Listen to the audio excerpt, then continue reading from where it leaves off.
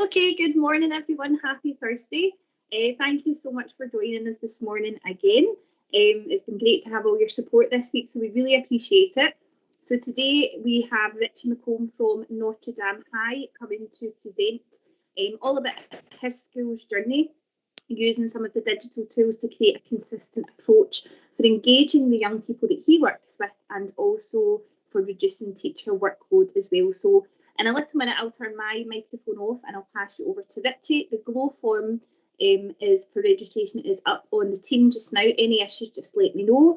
And the lovely Lisa is recording today's session as well. So we'll get that on YouTube and on the remote learning site as well today. Any questions that you have, just pop it into the channel and Richie will try to answer them as best he can. So I'll turn my mic off just now and I'll pass you over to Richie.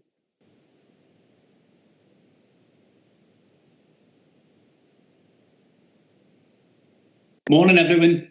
Thanks very much Laura for the 80s music. That was fun. It beats Baby Shark. Yeah, so I'm really loud by the way, so I don't know if you'll have to turn your volume down or whatnot. So I'm going to show you a presentation in a minute, but I just thought I would introduce myself, say hi. My name's Richie McColm. I'm the Digital Leader of Learning at Notre High School, and I'm also PT Learning and Teaching and also Drama. I was also acting faculty head of Health and Wellbeing for a few months. So some of the things I'm actually going to talk to you about today comes from all of those different areas, from learning, from the pupils, and also from a faculty point of view as well. So really we're planning on planning and talking about a variety of things. So I've thought really carefully about sort of making sure that this is sort of related to primary and secondary. So I'll fire away. I'm going to try and share my screen. So if this doesn't work, please let me know. So I should be sharing my screen at the moment. It looks like I'm presenting. Yeah, here, Richie, that's great. Great, perfect. Right. Okay, so I'll just get started. So really, Notre Dame, what I'm going to be talking about today is the importance of strategic planning to ensure a consistent approach to using basically a learning management system. It doesn't really, I'm going to be talking about a specific learning management system, which is Teams, but this session is not mainly about that. It's more about the approach that we took in order to ensure that consistency. Just so that we're clear, just to give you a sort of heads up about Notre Dame High, we've got 48.5% who are SIMD 1 to 2. We have 35.5% free meals. We've got 2.5% care experienced, and we've also got 50.2% who are EAL. So we have got quite a lot of challenges within the school. But I'm pleased to say that we've had the iPads, the teachers have had the iPads since 2018, and the pupils have all had the iPads since September 2019. So we currently have got 100% pupils who are using the learning management system we've got. We've also got 100% of the teachers that are also using this learning management system. So really what I'm going to try and do today, this is only half an hour, so I'm just going to try and whiz through some of this. I'm going to talk about why we chose to have a consistent approach, how we looked at how we did that, and also what we use it for. We're also going to look at, if I've got time, I'm going to look at some features. So I'm actually going to open up some stuff and have a look at it, and a few tips and tricks today as well that might get you thinking about a variety of different things. So that's really just sort of the overview. The first thing is why. Well, really what we wanted to really think about is sort of consistency, family learning, transparency, and parental engagement. Now, the reality is there are a variety of different learning management systems that pupils can use and teachers can use. But the issue is that if schools don't have a consistent approach to what then when pupils are going home and they're trying to share this information with parents, they're really going to struggle because all different teachers are using different platforms to try and engage learners, which in actual fact disengages learners and also ultimately doesn't really help parental engagement or family learning because parents aren't going to know where anything is. So we took the action very early on in this process to go with Microsoft Teams. And I'm going to tell you why we chose Microsoft Teams before I move on to anything else. First of all, Microsoft Teams is fully integrated with all Microsoft applications, among loads and loads of other applications as well. There are transferable skills in project management. Now, I'm sure you already recognise this at the moment, but Microsoft Teams was originally created for the private industry, for business, as a project management tool. So one of the reasons why we felt it was really important to get pupils involved in using Teams was because this is something that they're probably likely going to use when they actually go into the workplace. It used to be years ago that on our CVs we'd be writing that we're excellent and competent at Word and Excel. Well, Microsoft Teams is actually the one that's there now, and people are using a lot more of. And you'll have noticed that since everything's happened, that it's been used a lot more. So we wanted the pupils to really get a sense of using Microsoft Teams so that when they come out of school, they are fully competent in using this as a project management tool and a collaboration tool, as well as a learning management system.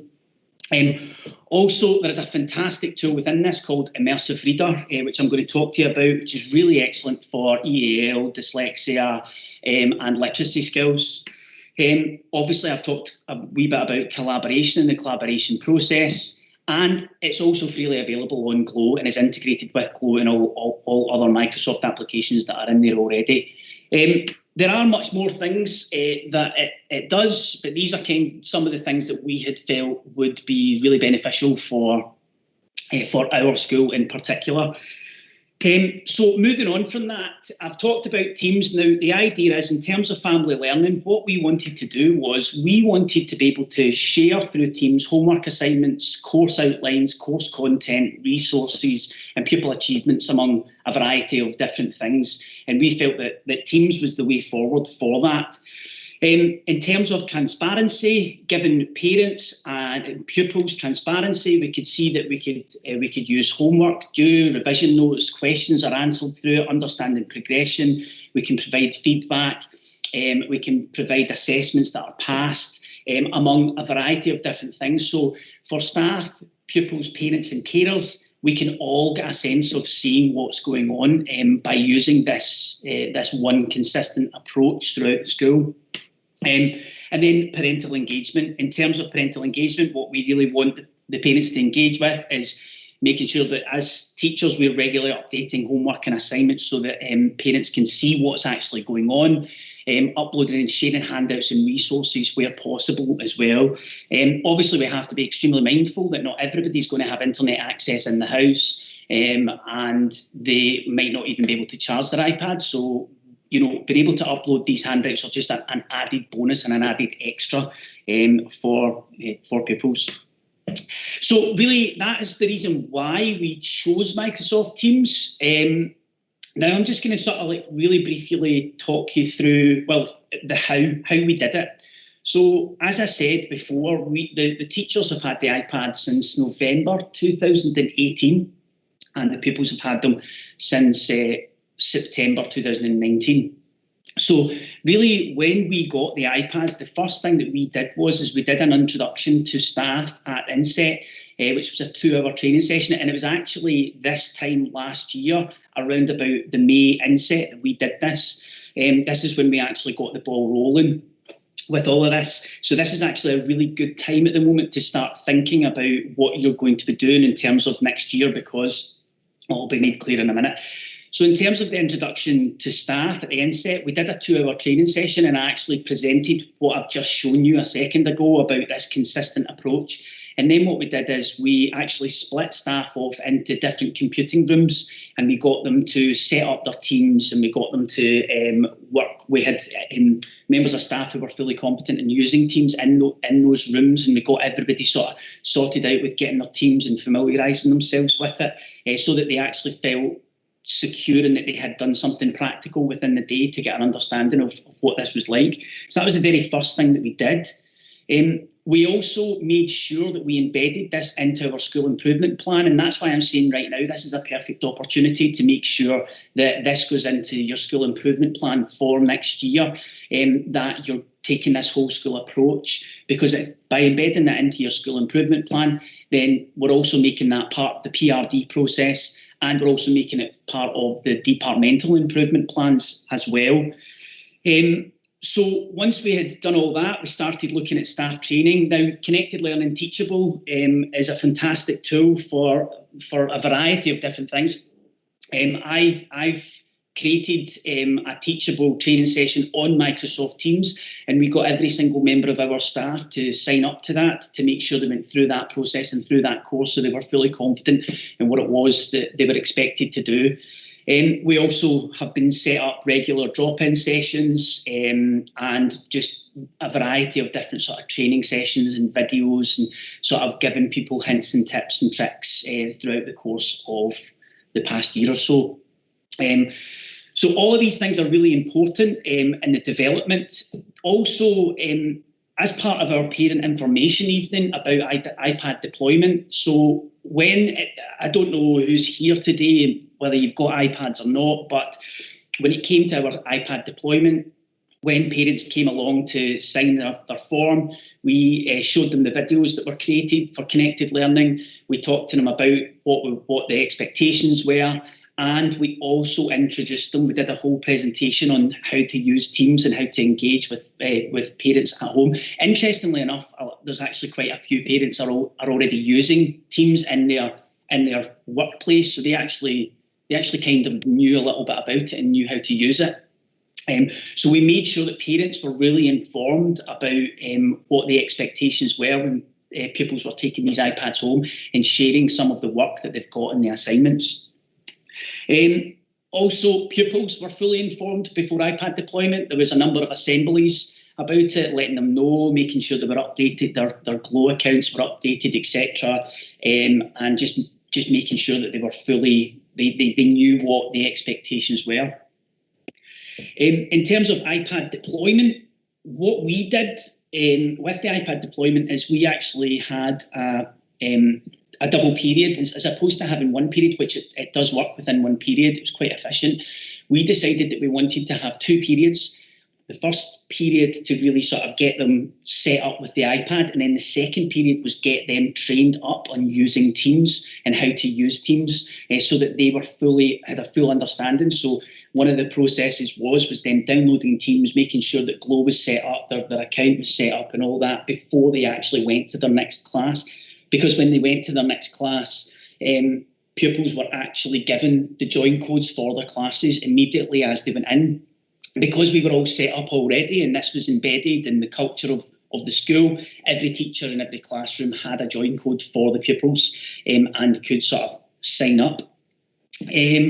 We also took a bit of an approach of for senior phase pupils, not giving them planners and getting them to use Teams as a planner. That kind of obviously forced a lot of teachers' hands in terms of using Teams, but also it helped with senior phase to sort of engage a little bit. And in actual fact, a lot of the pupils have sort of welcomed using it as a planner, because they can look through and they can identify the work that they're meant to be doing and they can keep tracks of it. So that's basically the how of how we sort of went about doing all of it. The what it's used for, what we use it for now. Obviously, this was originally used as a learning management system for classrooms, but as we progressed and as we developed before school lockdown and all that, we realised that there is a vast amount of different ways that this can be used. As I mentioned earlier, it's a project management tool that's used in private sector all over the world. So we use it for a variety of different things. Obviously, we use it for class teams, but we also use it for our teacher learning communities. So all information is updated into the teacher learning communities, and each TLC has their own team that they share and they collaborate and they share resources and they work through and they contact each other for the next time that we go. And that actually helps to sort of, because in terms of like emails and stuff like that, it really helps to sort of have whole school focus on your emails and been able to break down what your sort of key priorities are within your teacher learning communities. We also use Teams for extended leadership meetings and information, and we have done for a variety for a while now before the lockdown. We also use it for faculty information and conversations. What's really great about using Teams is that we upload, whenever we're doing departmental meetings, the departmental meetings will go directly into Teams, and then when we meet, we actually type our minutes directly into Teams. Therefore, we don't have to write them out. We don't have to go back to another computer and type it all up and send it all on. It's all there and it's all registered. And obviously, we have a variety of conversations through Teams with different, in faculty, we have different channels for different things. So, for example, we might have a monitoring tracking channel. We might have an attainment channel. We might have a general channel. And we can have different conversations, and we can go back through those feeds to get an understanding of what it is. And also we put all of our files and we share everything in Teams. So we don't actually need to use the desktop computers or any of the files within the school computers anymore, because it's all uploaded there. We also use it for pupil bulletins and information boards. So each year group has their own Microsoft team, which is fantastic. So all the first years are included in our team, and the bulletin is sent up there regularly. We're sent information up there. Anything to do with DYW, any new competitions that are put up, everything's up there, and we can really see some cool stuff. You know, a lot of pupils are liking these things and are sort of acknowledging these things, and have done before the lockdown as well. And it's a fantastic way to sort of be able to communicate with the pupils.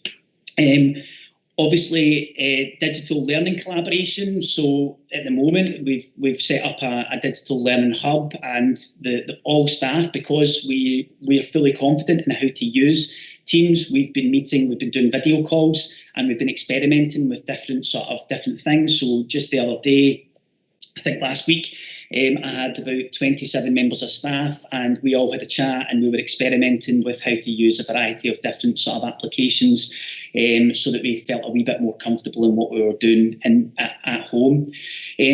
There are much more. We've started as well. We've started doing video conferencing calls with the pupils. So we do classes with them. I just had a lovely class the other day with my new hires, and got them set up and started chatting to them about what we were doing. And the fantastic thing about that is you can collaborate through this. The pupils you can hear the pupils, but you can't see the pupils, but the pupils can see you if you choose to. But it's a fantastic opportunity. We were using the whiteboard app to collaborate. I was doing kind of what we're doing just now and having a bit of a webinar, and then I was setting them up with assignments. So there are a variety of different things that we're using that we're using Teams for. Some of the features, I'm aware that there's a possibility that you might not see this video, but I'm going to show you this video really quickly, and then I'm going to show you some of these features like Immersive Reader. For those of you that don't know what Immersive Reader is, I'll show you this video, and hopefully it won't be too laggy. So let's try this. It'll only take 2 seconds.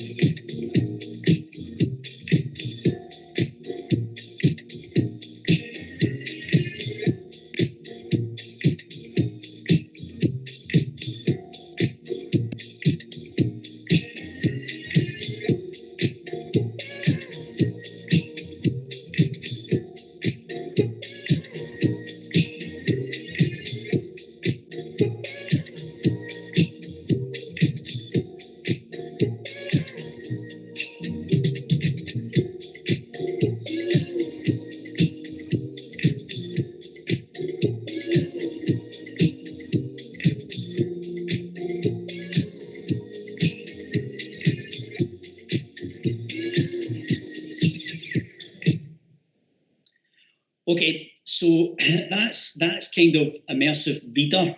I'm going to show you a variety of different features about. I'm going to break this down. I'm going to close this and show you some different sort of features, and I'm going to go into Immersive Reader in a minute. But I just wanted to give you a bit of an overview again of why we were doing it, how we did it and what we've been using it for.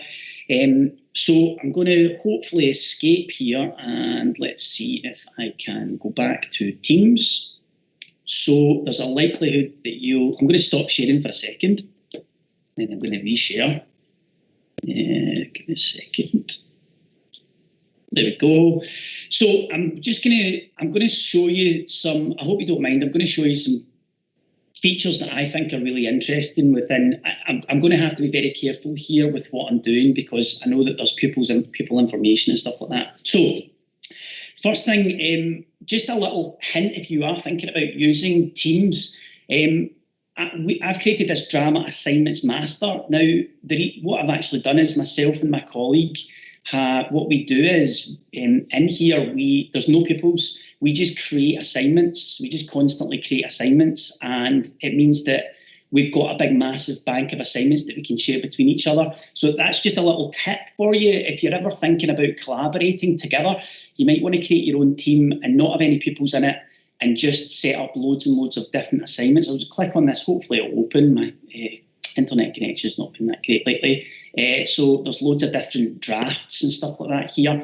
But I'm going to show you, I understand I'm on a desktop computer at the moment, and some things do look a little bit different on an iPad. And yes, the features for Microsoft Teams are a lot more efficient on a desktop, but these things can still work within an iPad as well. So just for example, I'm going to show you this stimulus presentation, presenting, for example, right? If I go to student view here now, this is what the student sees, but this little button up here, if I click this button, this converts it into immersive reader, and it actually reads out loud. Stimulus response, presenting, due the 27th of January 2014. All of the instructions for the pupils, but there are a variety of different things. As I stated earlier, we've got quite a lot of pupils. 50% of pupils are EAL, so we've got to think about these kind of devices. So you can change the preference of these for dyslexia. You can also put in grammar and nouns and etc. You can also change the language to a variety of different languages, and you can also have pictures, and you can change the line focus as well. It is a fantastic tool. Instructions. And I would highly recommend it for anybody who's thinking about it. There's a wee image, and you can press play, and it will tell you a little bit more about it. So that's one of the reasons why, because and what I tend to do is I get pupils, whenever we start a lesson, I use Teams and assignments as an actual at the start of my lesson. So I'll put the learning intentions, the success criteria, etc. in there, and then I'll ask pupils to read that over for 5-10 minutes while I'm taking the register, but they can put headphones in, they can open up Immersive Reader, and then what they've got to do is they've got to really sort of give me in their own words what the learning and what we're actually doing for the day, which I think is a really fantastic tool. And I think that's probably a really good tool for primary and secondary to be able to sort of start practicing with. Immersive Reader is embedded into all Microsoft Word. It's actually embedded into your email, etc. as well. There are also some other things that you can do. As you can see over here, you've got, this is called a rubric. This is my assessment criteria, basically my success criteria for what I'm looking for and the expectations of that form of assessment as well. So that's one way to use Immersive Reader. I'm going to show you really quickly, because I know that we've not got a lot of time. I'm going to show you another couple of things that I think in terms of faculty is really good. There's a thing called, when I was acting faculty for health and wellbeing, I created this team, and I also created, I'm going to scroll along here really quickly to this here. This is called Health and Wellbeing Planner. This is a planner app. Now, the application, if you look at this, what I did is that I broke this planner into different areas. I know this is a lot to take in at the moment. I'm not expecting everybody to understand what's going on, but I'm happy to do a bit more training about this at some point. But basically, this is a planner app, which is a project management tool. As you can see, these are called buckets, and I've actually put these into buckets for different sort of priorities within the department and the key focuses that we need to be looking at. Now, you'll notice the little reds here. That's because they're overdue, but actually undid them from the complete, because you can tick them off and show completed, etc. So these are sort of different little buckets for each area within the faculty that we need to sort of be focusing on. You can also click on this chart and it will give you an overview of what's been done and how it's been done, etc. It's a really fantastic tool. Now, the reason why I'm telling you this just now is that if I was faculty head, I would probably be thinking about, my departmental improvement plan, and perhaps embedding my departmental improvement plan into this and putting the plan directly into here and then tracking everything. And it gives you a really good overview of all the different things that your key priorities throughout the year. There is also a way of, you can check in terms of labels. You can see that I've labelled things as well in priorities and due dates and schedules and stuff like that. So it's a really fantastic tool when you're thinking about faculty. If you were thinking about, whole school, you could put your school improvement plan in here and probably key priorities, and you can actually assign people the roles within these different key priorities, etc. Another really good way of using that tool is actually within a class. I'm going to show you how I've used it with my fourth year drama class just now. So my fourth year drama class, if I go along here to the drama planner, what I've actually done is I've created success criteria for each element of the course. Now, different pupils have to take on different key priorities. So for drama, particularly in fourth year, they get to select lighting, sound, so they get to pick which one they want to do. So this is actually their success criteria, and they just go in and they identify the key things that they have to do in order to be successful, and they follow through this list of information. And as you can see, you can actually attach things to these so that pupils can open them up and see what it is that they've got to do, and then the key priorities, and then all they do is they tick them off at the very end, and you can actually check their progress. I'm not going to click on charts just now because you'll see people's names there, but it's a fantastic tool for actually learning and teaching, and it's also a fantastic tool for whole school level. As you can see here, we've also got a variety of different tabs up the top. Now here, I'll click on this for a second. This is actually a Glow form. So any pupil at any time can provide us as a department with feedback on our learning and teaching and what we're doing, and that's straight in there. But also we've got a learning support one as well here. So if any pupils are feeling that they need help with anything, they can send us some information privately. We'll get it through, and then we can go and support the pupil, because there's so many different things going on. And you can add a variety of different things to these top tabs, which are fantastic, to be honest with you. So there's only a few things. That's only a couple of little features that I wanted to sort of share with you. I'm not going to click on these, but these S1 and S2 pupils, and we've also got the fourth year ones down here. These are our whole school ones that all teachers are assigned to and have ownership over. There are some fantastic things that are going on there. One of our social subjects teachers, Emma Collins, she is posting regularly rights respecting schools information, and pupils are actually clicking on that and going to a Padlet and writing up what they think about certain things. We have a maths challenge every day. We are doing quizzes online. We're getting lunchtime quizzes online, and we're getting about 40 pupils a day doing these online quizzes, and they're actually live. So I would highly recommend, if you are going to be using Teams, have a sort of whole school team as well to sort of collaborate with pupils. Particularly at this time. So that's some of the features within Teams.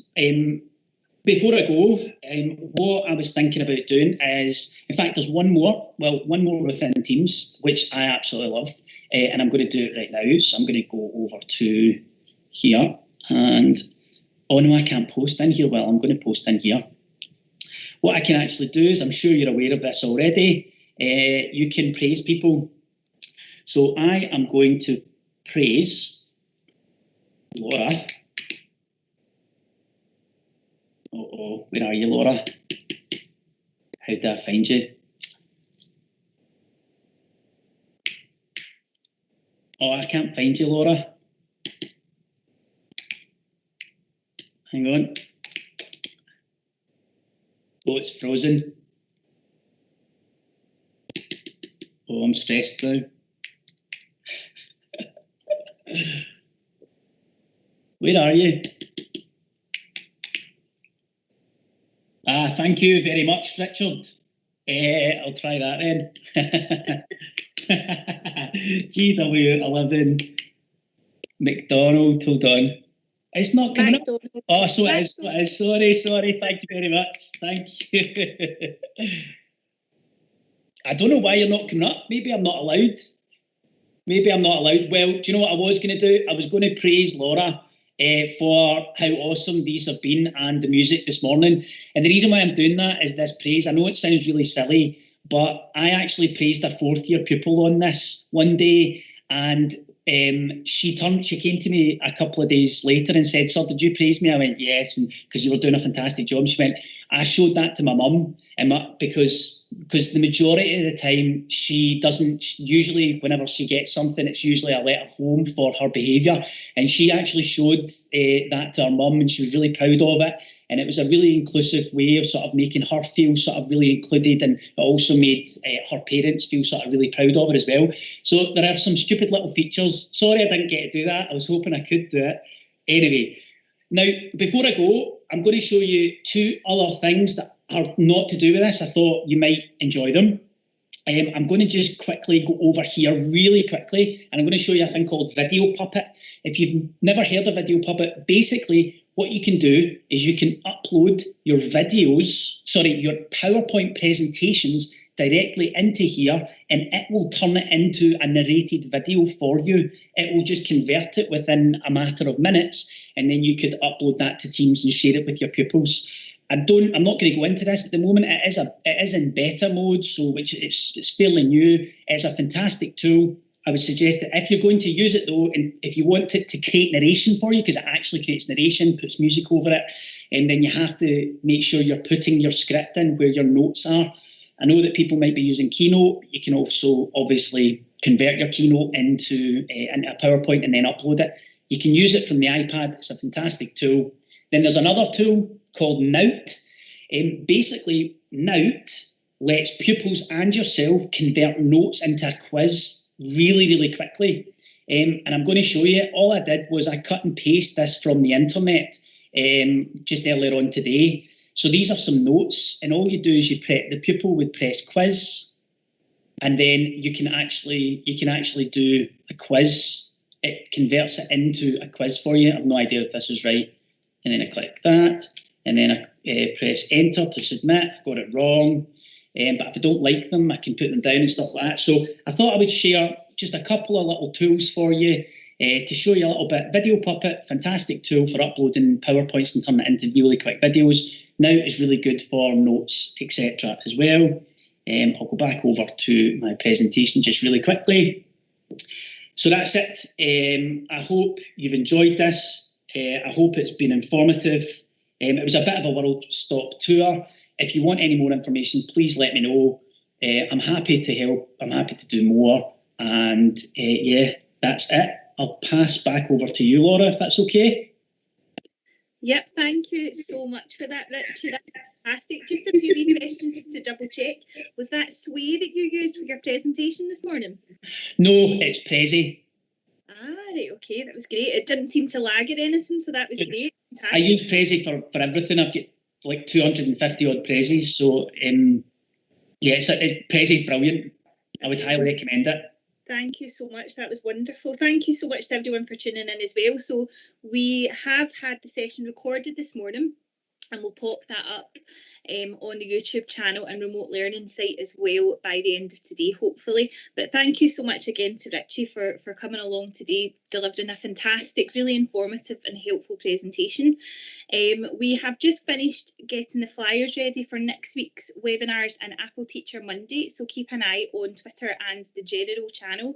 And I'll post all the information about next week. But thank you all so much for joining in. We hope you have a lovely long weekend. Be good to yourselves, rest, and have a lovely time. Thank you so much.